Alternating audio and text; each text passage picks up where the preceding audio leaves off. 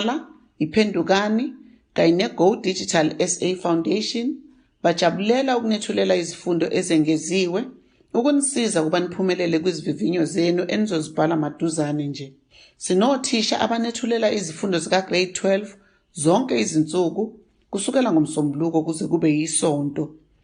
Zithokozeleni lezi zifundo, nisithumelele imibuzo lapho nidinga khona usizo.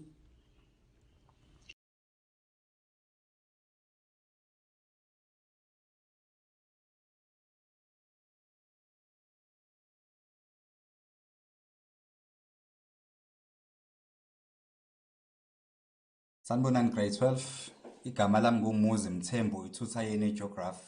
Njengoba uhlalukazi nje ukuthi njalo ngoLwesihlanu ngo-4 to 5 siyahlangana sibheke iphepha ukuthi lenziwa kanjani. Okay, namhlanje grade 12 nginiphathele nje i-revision kaphepha 1. So which means sobheka ama-topic amabili kuphela, ama-chapter amabili, climate and weather, and then bese kuba i-morphology. So nje sizobheka ukuthi bajwayele ukuyisetha kanjani kwi-exam and imaphi ama-possible answers ekumele siwabheke. Now grade 12, okay, la kwi-climatology soqala ngama-cyclones. So soqala nge-tropical cyclones, bheka ama-characteristics akhona of development ukuthi imaphi. Now as you can see grade 12, I have favorable conditions for the development of a tropical cyclone. La sibheka ama-factors plus ama-explanations. So into engiyenzile nje for nina ukuthi nginikhombise exactly ukuthi i-weight yakhona ke ephepheni bajwayele ukuthi bekunikeze siphi i-score. So lana ke ama-marks ngiwafakile eceleni, so wonke ama-points engiwafakile anama-marks eceleni. So this is what you are expecting ku-exam ukuthi uthole. Okay, now ama-favorable conditions for i-development of tropical cyclone. Sidinga i-warm ocean. A-warm ocean, it has to have a temperature of more than 27 degrees. So kungaba 27 degrees grade 12. But kumele nje kube ngaphezulu futhi, so nje 27 and above. And then also it's needed to provide heat energy and actually moisture. So le temperature ke leyo 27 degrees phela kumele allow moisture to actually happen, so that moisture is rise iyenza evaporation. So there will be high evaporation lapha phezulu in the atmosphere, and then for your condensation and latent heat energy to actually to be released, you also need a temperature of the ocean that is equal to 27 degrees. Now, a tropical cyclone yenzakala ke grade 12. That's one we need to know. Yenzakala between 5 degrees to 30 degrees, both north and south of the equator. Remember grade 12 for you. 0 to 5 degrees a tropical cyclone ayikho, indaba ke asifind out manje. Now, as the Coriolis force is ineffective as the equator between 0 and 5. Lapho kuba nama unstable conditions, unstable air that causes the air to rise. So now, into eyenzakalayo ayikho grade 12. Uzokhumbula grade 11 sikhuluma nge-Coriolis force ukuthi iyona phela esizayo ukudeflecta umoya either to the left or to the right, depending ukuthi ukuphi atmosphere and hemisphere. So in this case here, a tropical cyclone ayenzakale between 0 and 5 degrees because of the absence of a Coriolis force. So this one we need to know before we go to the exam. Okay, now asibheke ama impacts of a tropical cyclone. Siyazi ke grade 12 ukuthi lawa ama strongest storms. So abizwa ngamagama ke. Lego America sibiza nge-hurricane, la South Africa sibiza nge-tropical cyclone, and then lapha elento Australia sibiza nge-willy, even nalapha ngako-China ke ngako-India sibiza ngama-typhoons. Okay, la ama-tropical cyclones ke grade 12 very important to note and to know ukuthi eza nama-heavy rainfalls. That is number 1. Ama-heavy rainfall cause ama-flooding to take place, aphinde futhi engcolise namanzi la asetshenziswa abantu nje for domestic use. And then kuba nama-human injuries ke ngoba lesi storm lesi sihambisana nomoya grade 12, umoya omkhulu nemvula enkulu. So lo moya osuhambisana nalesi storm subiza nge-gale force. So talking about the very strong winds grade 12 la ungaphusha even nezindlu at times, or if ungasayiwisanga izindlu uwise even ey'hlahla so that izowela elento ey'ndlini zabantu. So it's very dangerous, cause human injuries and even death. And then also we have a high wind velocity that damages structures, even vegetation, crops, even livestock, imfuyo, damage. And then bese kuba ke these tropical cyclones here, grade 12, they have high energy storm waves, and then also usually angethi tropical cyclone siyazi grade 12 ukuthi isuka kwa east iye ka west ifike dissipate la, so iphathi efike ibe the most heated kufike kube coastal place. So now uma istorm sishayisa la kwi coastal plain, kwi coastal place, sifike silento sithole i-friction, sithole ama-buildings, sithole iy'hlahla, sithole and all that, even the escarpment, bese siya-subside, yabo, eventually sigcine sidissipate. So now lana along the coast iy'ndawo zakhona kuba ne-coastal erosion enkulu, so ingakho abantu bayi-coastal area khona ukuthi bevikele istorm bayebebeka ama-sandbags along the coastal noma even along their houses, yabo. And then also kungcola even namanzi, lamanzi lawa asuke esemfuleni, yabo, ingcoliswa ulwandle ngoba phela ulwandle lunokungena kancane, yabo, emfuleni, especially la ku river mouth, so lunokungena kancane bese liyawangcolisa lamanzi kancane nje, but now ayikho i-damage ne-effects eyenzakala kakhulu when it comes to that. And then how to predict a tropical cyclone, very important, grade 12, ukuthi uyipredicta kanjani i-tropical cyclone. So sisebenzisa ama-satellite images kahle kahle ukutracka nje ukuthi how far the tropical cyclone is, yabo, sibheke namafu ukuthi ase-develophe kanjani, yabo. Siyazi ke thina grade 12 ukuthi uma amafu ethu esebukeka njengento eroundayo, siye sibe nento phakathi nendawo embotshana nje encane siyibiza nge-eye. La sisho khona ukuthi okay, now our tropical cyclone is fully developed, yabo. So it has strong winds now, it's approaching the area, so we need to have precautionary measures into place. And then again, how to predict a tropical cyclone, grade 12, sisebenzisa ama-air radar and even remote sensing, sound, even land, sisebenzise ama-land radars, even weather reports, bheke phela ukuthi bathini abantu abasireportela nge-weather, ngoba it's very important, grade 12, ukuthi singabahlali base-South Africa or any other country sazi kulesi storm lesi sizayo phela ukuthi how far has it gone, so that we'll actually prepare ourselves better. And then grade 12, naka-ke ama-precautionary measures that you can actually take into consideration. Ama-precautionary methods ezowabheka-ke grade 12 ayephume in a paragraph format here, grade 12, of 8 lines. So I have points here for nina ke lana maningi. So in a paragraph of 8 lines, should they ask you, in a paragraph of 8 lines, you only need how many points, grade 12? Points are 4. So you can take any one of these points here, grade 12. Number 1, you can actually listening to a forecast on a daily basis, on an hourly basis, and then also extensive sea walls, and then also, if very important to note, grade 12, vacate low grounds. Where do you go now? You go to high-lying areas now. Remember, it's a precautionary measure. So that's why we say abantu abalapha low-lying areas, they must vacate now. Where are they going? Bayalapha phezulu, endaweni ephezulu engezu-affected tropical cyclone. And then also board up ama-windows, wasile ama-window ngoba siyazi ukuthi lesi storm lesi siza nomoya omkhulu. Siplace ama-sandbags ke la ngasey'ndlini zethu, especially la ngasemnyango. So I place ama-sandbag to reduce damage ezowenzakala ke ne. And then also keep good communication. So always be on a note, wazi nje ukuthi kwenzakalani ke, then uxhumane nabantu around lapho. It could be even the local leaders, ama-council and all that. Could be anyone around, mhlambe local radio station or anything. But nje kumele uwazi ukuthi istorm sesihambe kangakanani. And then also was evacuation centers. We must have evacuation centers in place.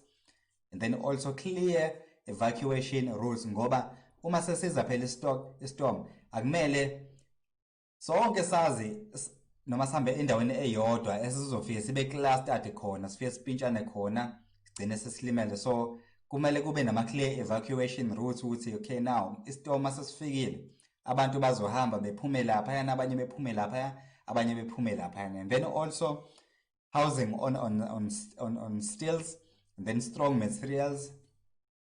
Houses must be built on using strong materials, and then also have abantu abazo patrolla nje around bebheke betrace ukuthi istorm sisambe kangakanani. Okay, now grade 12 asibheke ke manje ukuthi how do we know when a tropical cyclone has reached its matured stage? Ilokho kubalekile ke grade 12. Very important, grade 12. The air pressure ke now, if you look like we synoptic weather map, the air pressure ke now must have dropped to below 1000 hectopascals. So once you have 900 and something, you must know ukuthi the stage manje sikusona a tropical cyclone is a matured stage. There must be lots of cumulonimbus clouds that will be formed. Siyawazi ama-cumulonimbus clouds grade 12 ukuthi asuke phethe imvula eningi, so heavy rains, and then also covers a large area, a tropical cyclone.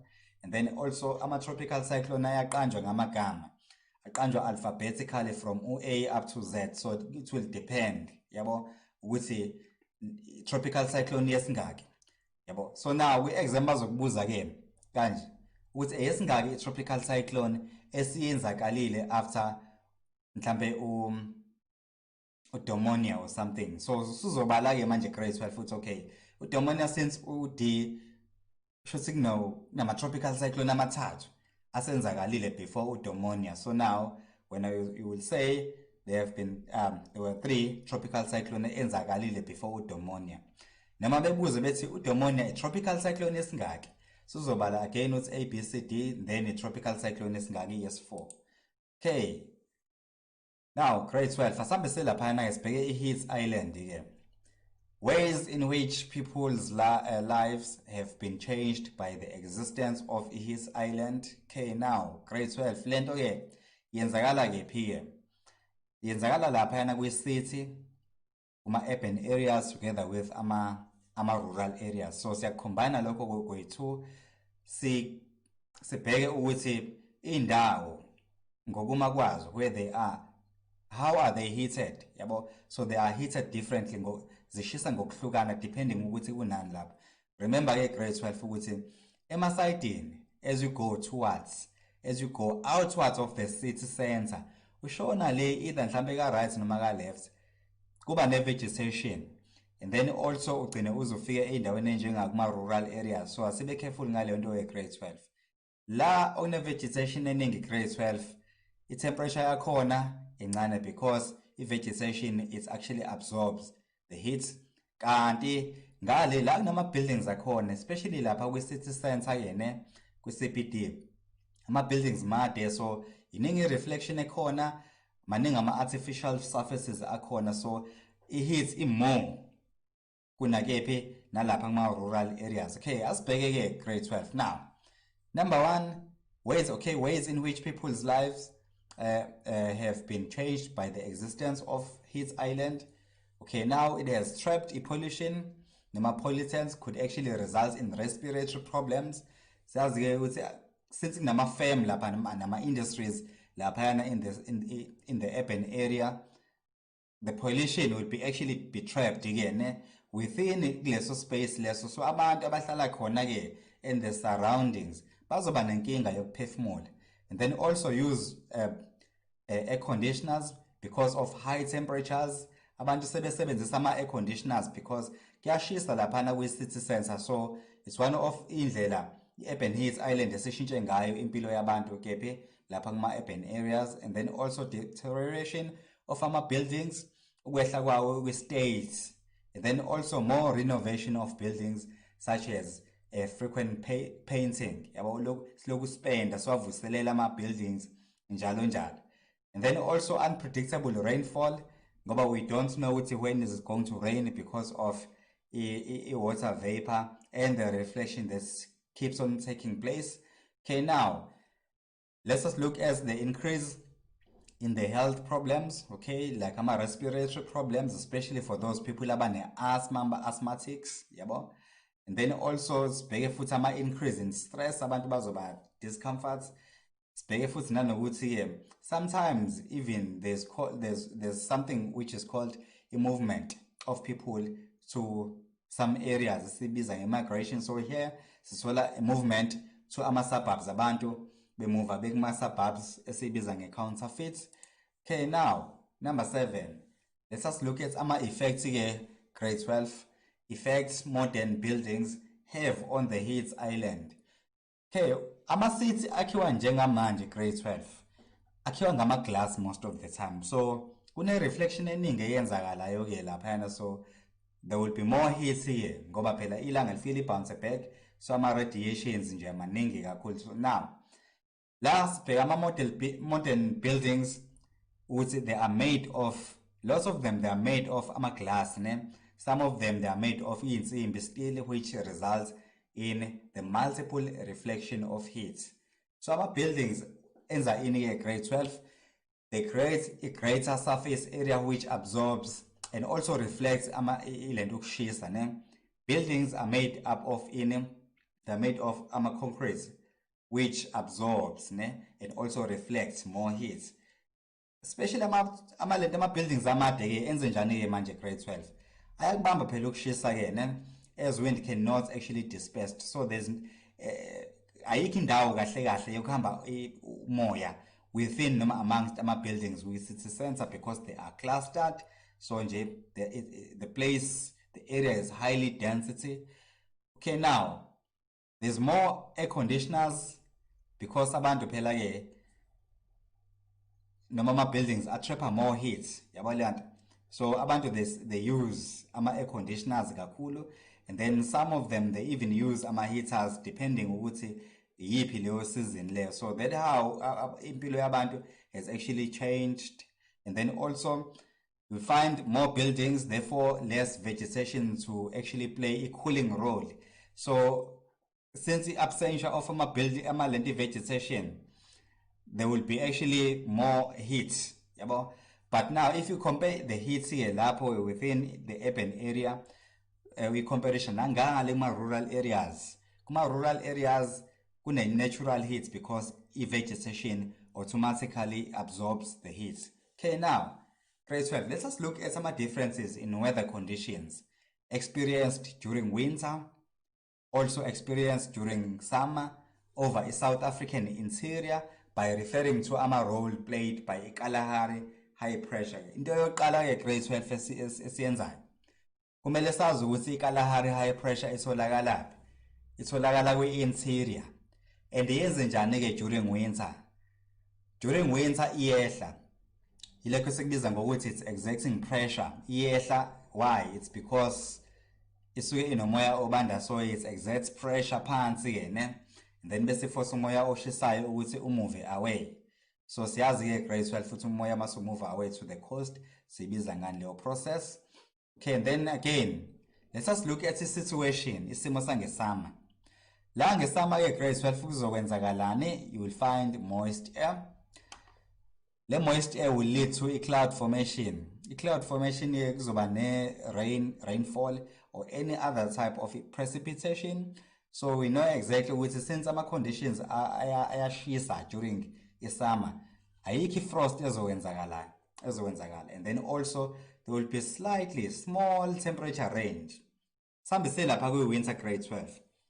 Kwi winter khona ke ila sola khona ke i dry air. Remember interior le grade 12 actually coast. Interior dry winds, dry air, no clouds formation, little or no rain, yabo. There will be frost ebusuku, and then also large temperature ranges, ne? So if you compare these two conditions, zange summer nange winter ke grade 12, we comparison lama conditions our interior nawa lapha ke coast coastal places awafani grade 12.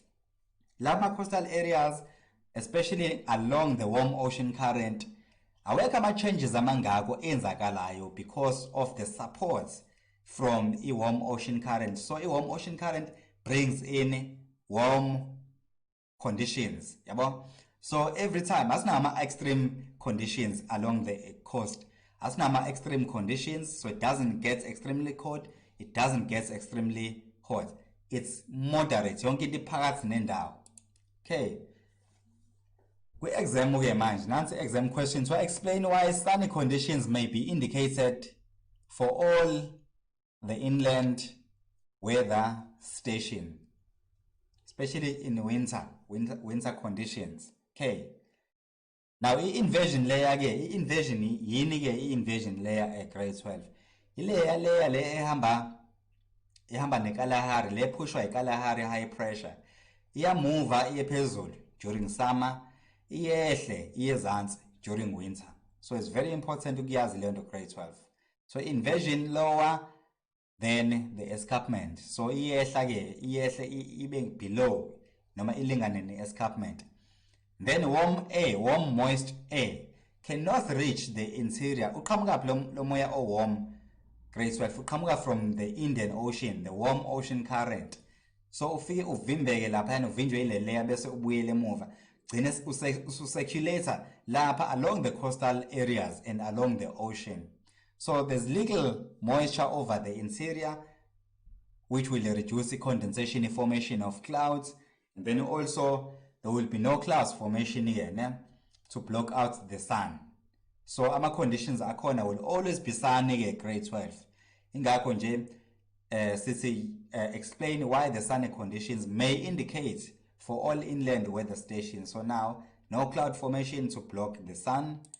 Okay, why is the vertical positional change of the inversion layer from winter to summer of great importance to farmers on South African plateaus? Very important, grade 12 to know. Now, how do we answer such a question in grade 12? During summer, moist air reaches the interior. Ngoba usiyakwazi escape ngoba yini ikalahari high pressure simuvile grade 12 ne.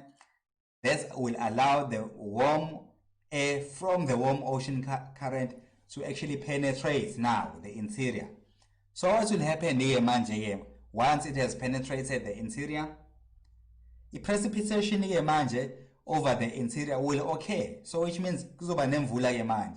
Kuzoba ne cloud formation, which is a condensation, and then eventually gcine sekunetha sekunemvula, or mhlambe kuba nanoma yipi type of precipitation. Imvula izogcwala ke grade 12 ngoba siyazi ukuthi phela imvula, the source of water is imvula, precipitation. Amafama ke wona azoba njani? Azoba excited, azoba delighted, azojabula ngoba phela ama-farmers can now do i-production yabo le nto, so they can irrigate manje, bengakwazi ukunisisela ilento iy'tshalo zabo kalula. So by that they will be increasing i-production yabo. Okay, sisakhona nje la grade 12 kwi-climatology. Ake sibheke ke manje another type of cyclone esibiza nge-mid-latitude cyclone. Inamagama ke i-mid-latitude cyclone esibiza it's a temperature cyclone or extratropical cyclone or even depression. Kubalulekile nje ukuthi uyazi leyo nto grade 12 ukuthi nje amanye amagama i-mid-latitude cyclone imaphi. Okay, now cold front conditions. Let's just look at some changes in weather conditions when a cold front passes over an area. Grade 12, in simple way nje, makudlula i-cold front ne, makudlula i-cold front endaweni, imaphi ama-conditions ewashiyayo emuva, ama-conditions abandayo. Ilokho ekumele ukwazi, full stop. Okay, number 1, temperature will decrease as a cold front passes. Okay, number 2, air pressure decreases as the cold front approaches ne, and then increases as the cold front sector arrives. Only when it arrives mayifika. Kwenzakalani ke ngomoya ke manje ushisa i-humidity. I-humidity phela will decrease ngoba phela sesifike kwi-cold sector. Nansi i-cold front iyeza ne, ifika la kwi-cold sector, ifike it decreases the humidity, it's no longer hot, it's now going to be bani, kuzobe sekubanda. Okay, now warm, moist, and unstable air is intensely uplifted. Now we are phezulu at the steep cold front, ne? So the air cools to a dew point temperature. Yini dew point temperature grade 12. Ile temperature le isuke incane. Isuke incane nje, isuke ilapha ngaphansi, especially kuma weather station, more big weather station. It's a minimum temperature, ne? So the air cools to a dew point temperature and condenses. So which means it drops below 0 degrees. It condenses, or condensation occurs to form a dense cumulonimbus clouds. So zokhumbula ukuthi sitheni ngama cumulonimbus clouds, they carry imvula eningi. Thunder showers, thunderstorms, and rain will occur. Wind shifts will occur. Wind direction or wind changes, it will actually change the direction as well. Now, in the southwestern Cape, especially la with southern hemisphere, umoya uzoshintsha-ke manje in an anti-clockwise direction, ebizwa ngokuthiwa yini grade 12 i-backing. Asiyazi lento grade 12, we underline. And then also in the northern hemisphere, le phezulu-ke, the wind veers, so it changes ama direction in a clockwise direction-ke yona, hayi njengala eSouth Africa. Okay, warm front conditions-ke ukuthi mapha ama warm front condition, makudlula i-warm front kwenzakalani emva kwethu-ke, ne? Grade 12 faka futhi lokho ekhanda, ma conditions and the temperature iyanyuka. Simple. Okay, now there will be changes in weather conditions when a warm front passes over the area or an area. Kuzowenzakalani-ke if it passes over the area? Number one, ama temperatures onyuka, the air pressure will decrease as the cold front approaches and then increases as the cold sector arrives. The humidity is increase again ngoba phela nansi i-warm front isikhona. So the humidity will increase as warm sector arrives, and then also warm, moist, unstable air is lifted now, as the gentle warm front, and then again the gentle warm front causes the area that is affected by ama clouds and rain to be greater. And then kuzoba nama cirrus clouds, that will actually appear at first, at high levels lapha phezulu, and then bese kulandela ama altrostratus clouds, bese kulandela ama nimbostratus clouds, which will cause imvula soft ezongena phansi, and this will allow infiltration to take place. Okay, conditions for the development of a mid-latitude cyclone. Imaphi manje ama conditions are necessary for the development of a mid-latitude cyclone. Asikwazi lokho grade 12. Into yokuqala nje kumele sazi ukuthi when two different air masses meet, ila izofika iqale khona, yenzakala lapha we called polar, where ama easterlies meets warm westerlies, and then it develops into a mid-latitude cyclone. Why? It's because phela yenzakala lapha within 30 degrees and 60 degrees, both north and south of the equator. So warm air, umoya oshisayo, uzonyuka-ke manje, it will be displaced, bazosusa. Uplifts results in condensation, kuzoba ne-condensation here. Sekwakheka ini manje grade 12? Slowly kwakheka i-mature stage ye-mid-latitude cyclone. Kuzoba ne-increased in cloud cover because of that warm air that is rising, epushwa yini grade 12? Ile cold front le that is exerting pressure, that is chasing i-warm front. So iyawuphusha ke lo moya lo phansi nendawo sine-warm sector. Yona le warm sector ke le eforsa umoya wethu ukuthi unyuke phela grade 12, form a condensation, form ama clouds. Now there will be increase in cloud cover that will result in imvula, precipitation. Okay, let us look at ama environmental impacts here. A mid-latitude cyclone. Ama environmental impacts of a mid-latitude cyclone sibheke kakhulu ama negative effects noma negative factors. So when a mid-latitude cyclone approaches grade 12, sizoba ne flooding ngoba phela iza nama heavy rains. Kuzokwenzakalani ke endaweni especially la isuke edlula khona kuzoba ne soil erosion, so ihlabathi will be displaced. Izophinda destruction of natural ecosystem. Then bese siba ne loss of natural habitats for animals. Felt fires will destroy vegetation. We'll have a destruction of our coastlines. Remember, this is a heavy storm. So if our coastlines are not protected, mhlambe ngama sandbags, kuzoba ne destruction azodamageka. Then damage to coastal dunes, and then a loss of agricultural land, ngoba there will be erosion.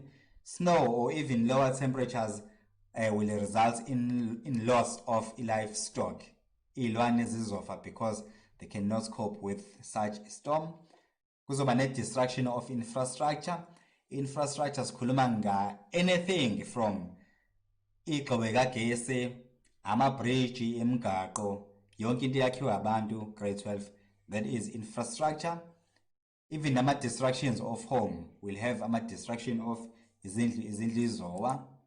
Okay, nansi question ke ye-exam grade 12 ongayilindela futhi. To state the difference in the weather conditions experienced during winter and summer over the South African interior, but the interior, by referring to the role played by Kalahari high pressure cell, high pressure. You will remember Kalahari is only found in grade 12 in the interior of the country. It moves up during summer, it moves down during winter. So in summer here, we'll have moist air, which will lead to a cloud formation over the interior, which will eventually lead to a rainfall. There will be no frost, small temperature ranges, and also dry. It's dry, our conditions are dry over a southwestern Cape. Okay, now, as the question states, the difference in the weather conditions experienced during winter and summer over the South African interior, referring to the role played by the Kalahari, one and the same question. Now, what you do is you look at if you are presented grade 12, synoptic weather map. You look at the evidence of summer conditions on the South African synoptic weather map. So, evidence esuke ilaphayana that shows ukuthi this is a summer weather map. Siyasibona njenge-eye qala elaphayana ka-far east phezulu. Siyasibona njenge-eye esuke ikhona laphayana sibheke within the interior sibona ama-high temperatures, ne? So ne-cloud cover nakhona futhi ijwayele ukuba overcast.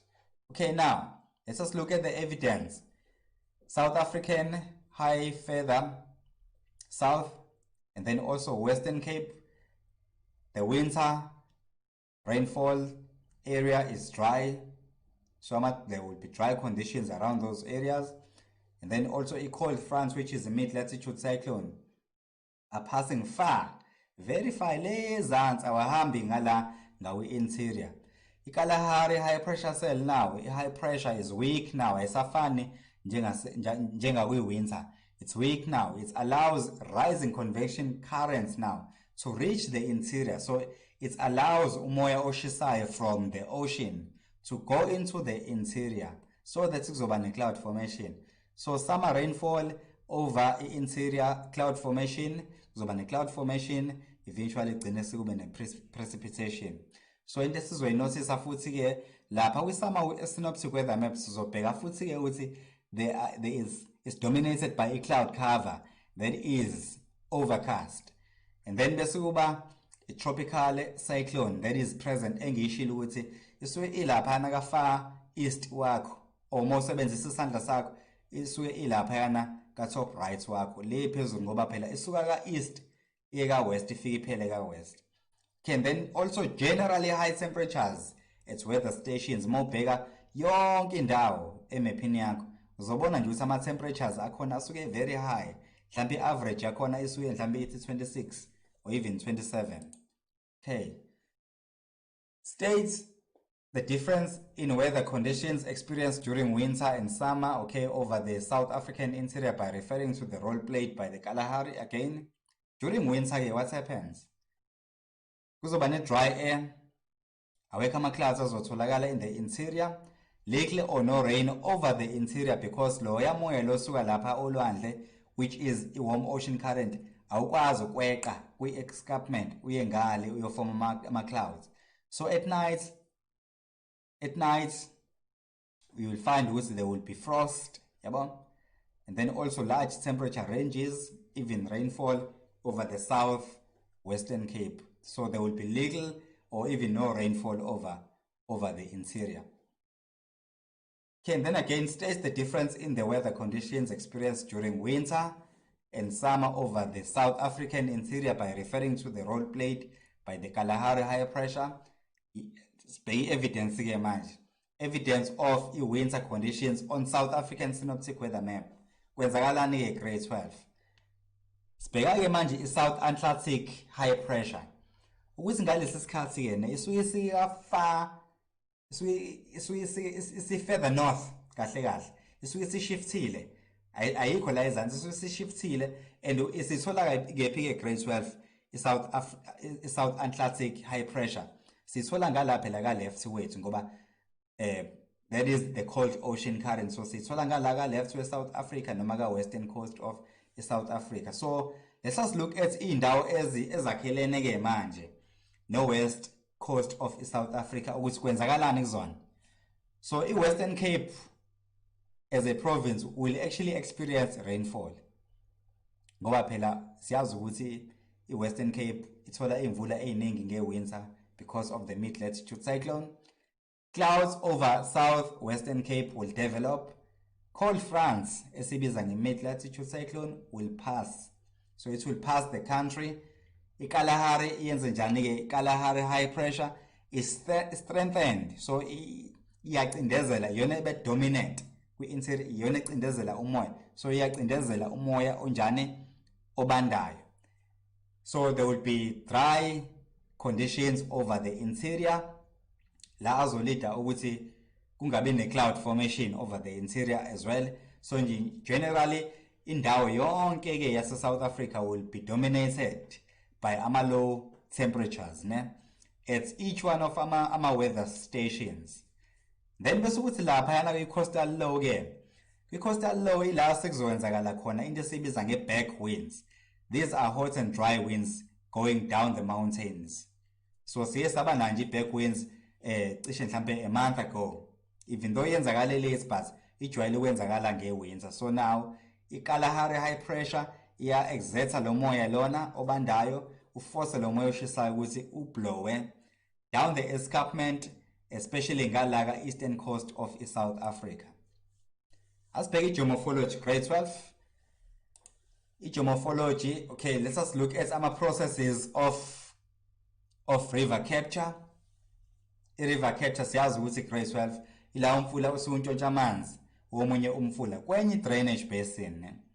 Okay, now streams la on lower levels erodes headward, and then also streams eroding headward cuts through the watershed.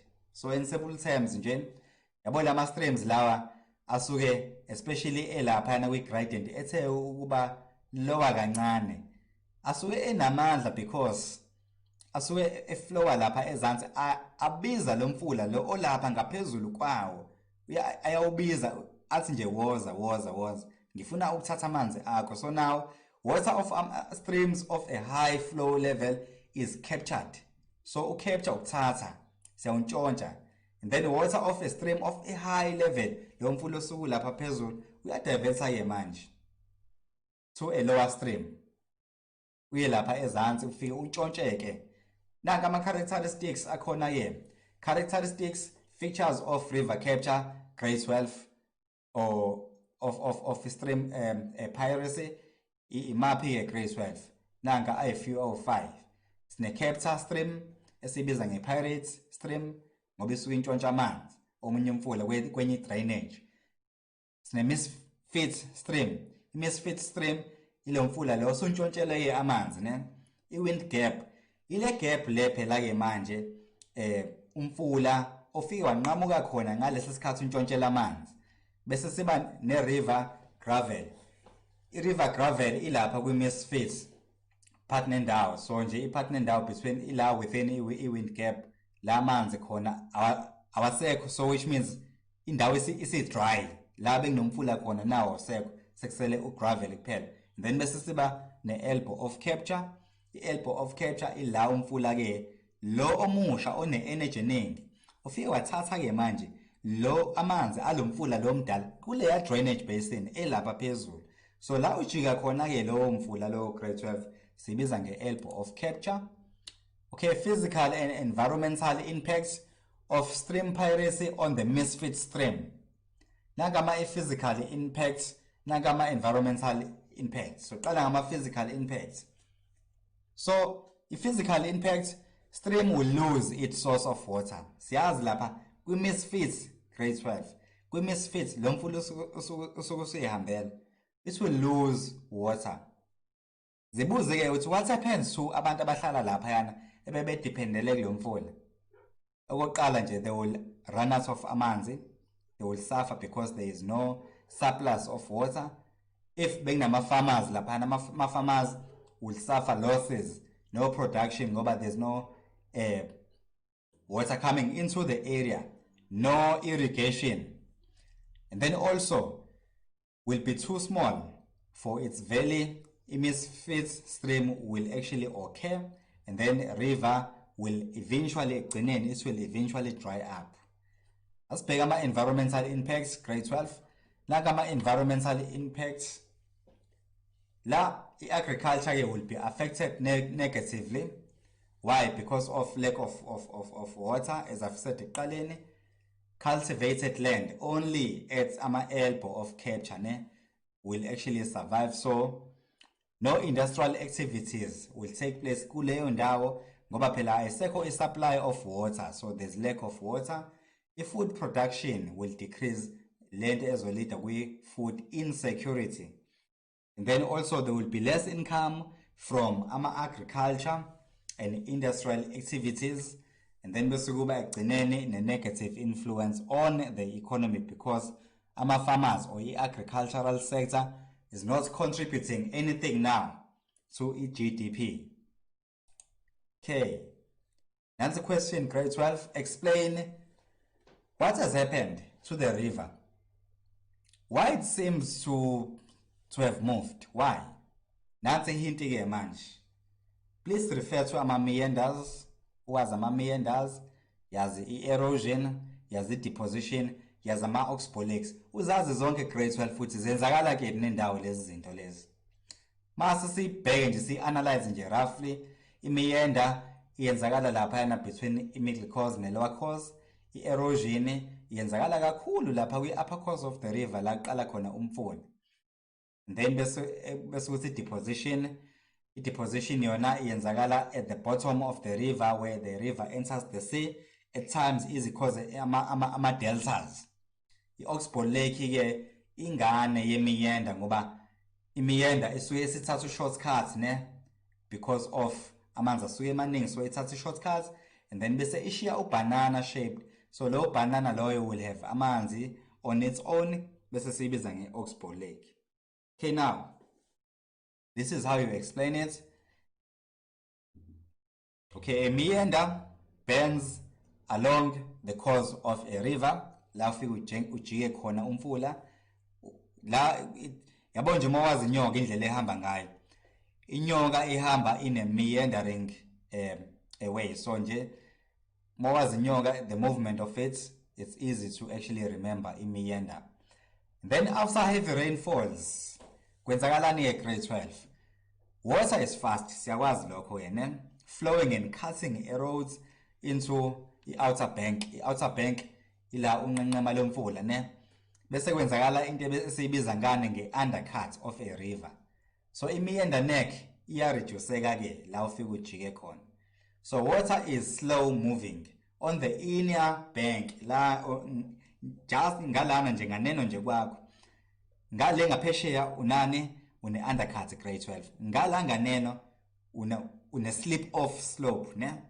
A slip off slope, a movement yamanzi asuke slow, awafani nanga le ngaphesheya kwi undercut asuke fast. This will result in deposition, ne? Now after a period of time, ne, what will happen here? When the river cannot negotiate ama-bending akwazi ukujika, azokhatha through i-meander neck, forming into esibiza ngane nge-Oaks Bowl Lake. So streams will now flow straight, engabe sajika le, engabe sathathela, asazothatha u-shortcut bese shiya what you call i-Oaks Bowl Lake. So river will start to meander again, ne? The meandering river will actually migrate. So uzohamba again. Now my methods again, grade 12 methods that can be introduced to reduce flooding along the river course. Paragraph question earlier, grade 12. Paragraph question with exam. What methods can be introduced to reduce flooding along the river course? Number 1, build small catchment dams in upper courses, in upper course of the river to release water at an interval into the main stream. And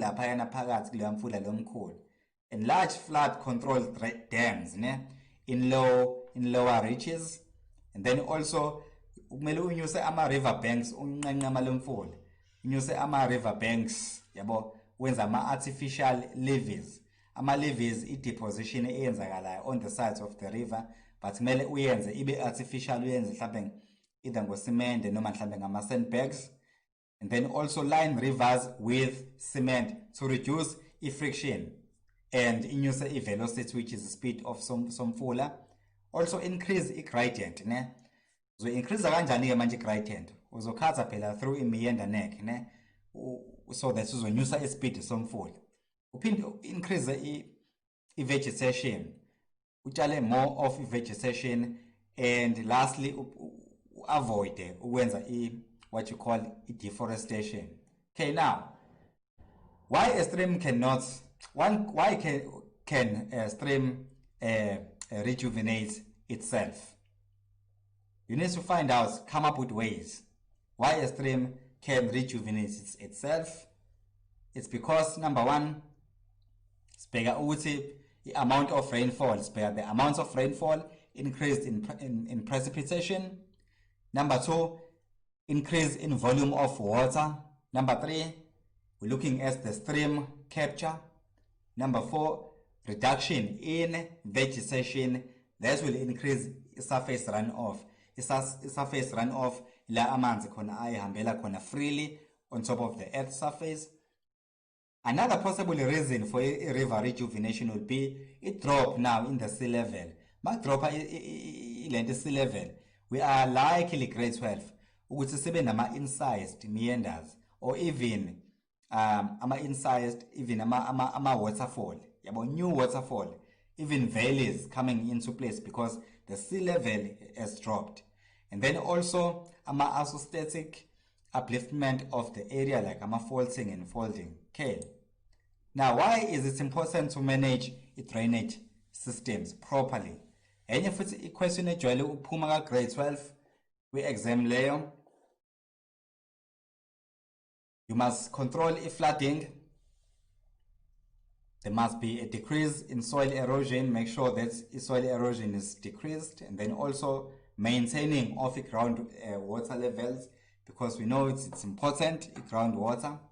And then also the important source of fresh water. Siyazi ukuthi drainage systems when us provide ngamanzi.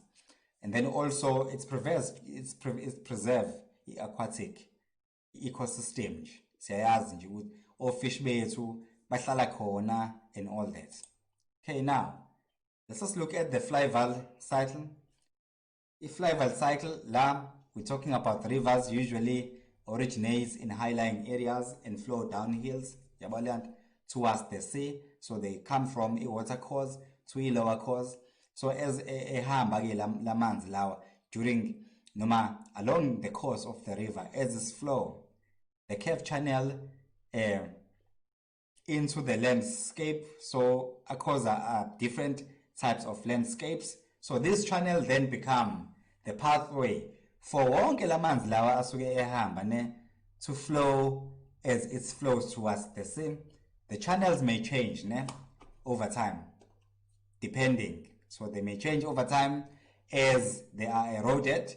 Then lastly, a river has 3 stages now, which we need to know: the upper course, the middle course, the lower course. So the lower course is la most of the time ama-flood plains ethu.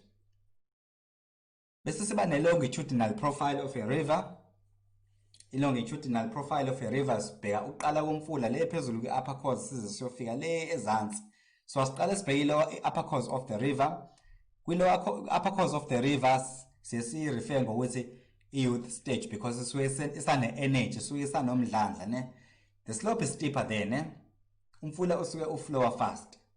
Erosion is mainly the process here. So it's more kune downward erosion that is more dominant, and also it's more than lateral erosion. So ama features that are common here, ama V-shaped valleys, which are called the valleys. Even ama waterfalls and rapids are also common along this course of the river. As being my middle course, se refer as immature stage. Okay, light slope is less steep ne isafana lapha upper course of the river. Erosion still dominates ne, it's dominant ne, but deposition starting to occur now ne, but especially ngala emasideni. So lateral erosion will be dominated, and then also ama valleys now asezoshintsha from being UV ebo U shape, so as wide as it's actually deep. So azoqala manje ama valleys ethu eqale manje ebe wider, because the abrasion process is taking place, which is the wearing away of riverbank and riverbed as well. So now we lower course of the river, which is the old stage. So now speed has dropped ne? The slope is gentle now ne, flat, and the river flows very slow. Slow flow over the river, it leads to a deposition on a large scale. River channel is wide, suye umkhulu ngoba usuke suyihambela umathanda wayo.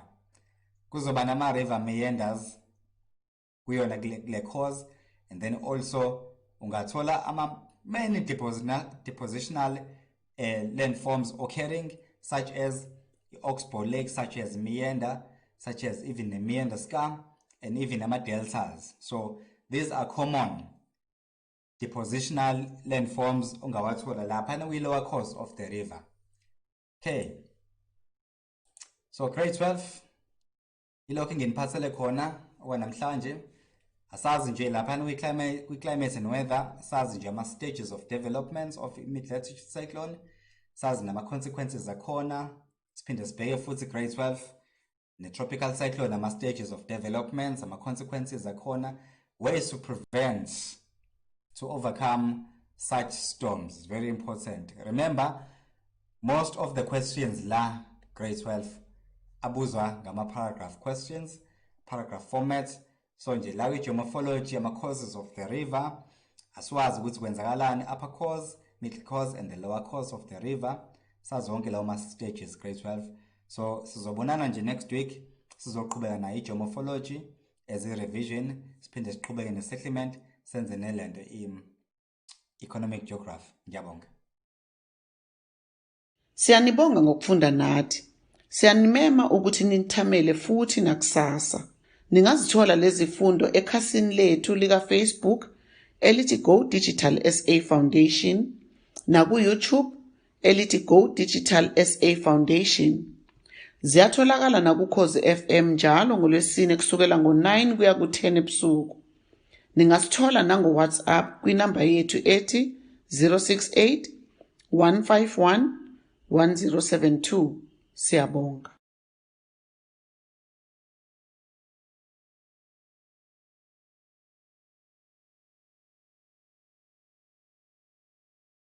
Siyanibonga ngokufunda nathi.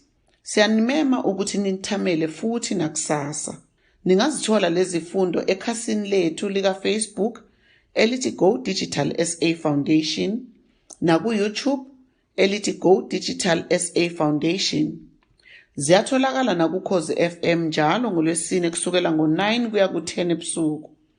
Ningasithola nango WhatsApp kwinamba yethu ethi 068 151 1072. Siyabonga.